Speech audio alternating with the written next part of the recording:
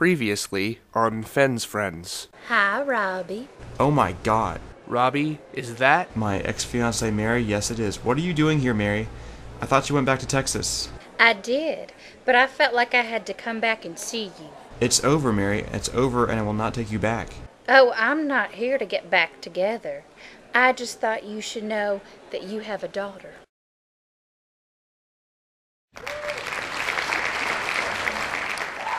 We're talking to Mary.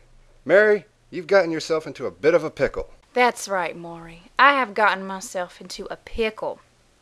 And more than a few pickles have gotten into me, if you know what I mean. In case you're just joining us, Mary is here because she needed our help. Mary has been... what's the nice way to say this? Mary has been exploring her options both romantically and sexually. Is that fair to say? I'd say so, Maury. I've definitely been exploring my options sexually. I'm a 21st century woman, Maury, and I refuse to apologize for it. Am I right, ladies? At the start of today's episode, we met a few fellas who Mary thought might be the father of her child. We tested 5 men. None of them were the father. Then we took our first commercial break. That's right, Maury. Then we came back and tested 5 more men, none of whom are the father. Then we took another break. We came back from that break and revealed the results for 5 more men. Their results were negative. That's okay, because there's a lot more guys to test. A lot more. Right. And we tested a lot more guys when we came back from the next break. At that point, we just started bringing guys out 30 at a time, and we started dismissing them in groups, beauty pageant style.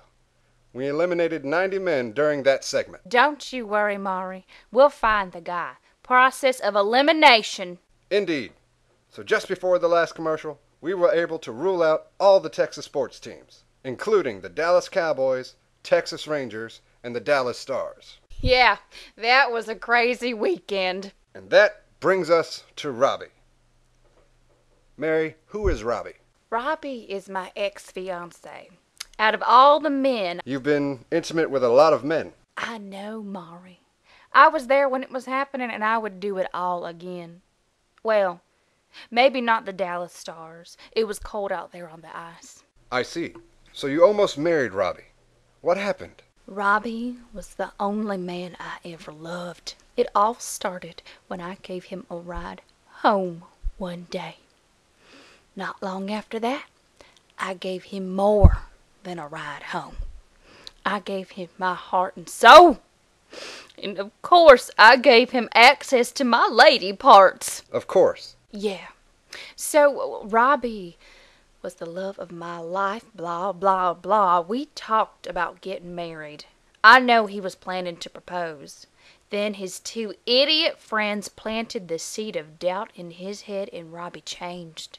He wasn't the man I loved anymore. In a fit of rage, he killed my pet lamb, and he threw a Ghostbusters toy at my head. Oh my. Why did he do that? His friends convinced him that I was cheating on him.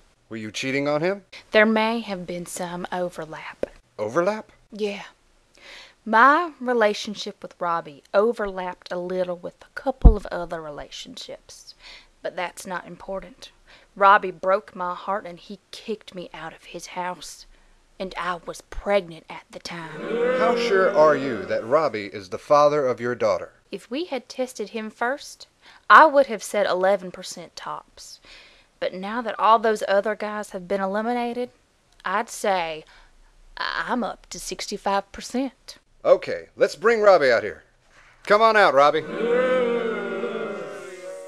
So, Robbie, when you were backstage, you heard what Mary said. Let's hear your side of the story. Okay, well, it's true that we were almost engaged. We did talk about getting married, and I was planning to propose when I found out she was cheating on me. Maybe if you weren't so emotionally distant, I wouldn't have cheated. That's not true. Maury, that's not true. I did everything she ever asked. She took advantage of me because I'm a nice guy.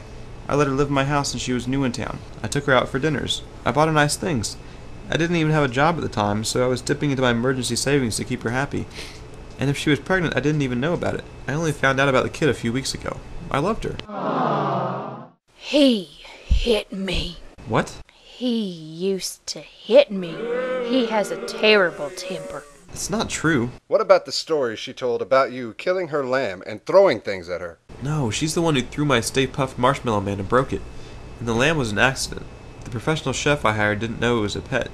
He thought it was for our dinner. See, he has enough money to hire a professional chef, but he won't make child support payments. I told you. I didn't even know I had a daughter until a few weeks ago. Oh, so now you do admit that she's your daughter. No, I didn't mean... if she is my daughter, of course I'll take care of her. But I haven't met the kid. I haven't even seen a picture of the kid yet. The way I see it, I have better odds of winning the Powerball jackpot than I do of being the girl's father. We have a picture of the girl who might be your daughter. Would you like to see it? Sure. Let's put that picture up on the screen. This is Penelope. She is almost 8 months old. Uh-oh. Yeah, that's right. Uh-oh. Look at that baby. She has your nose. You know that's your baby.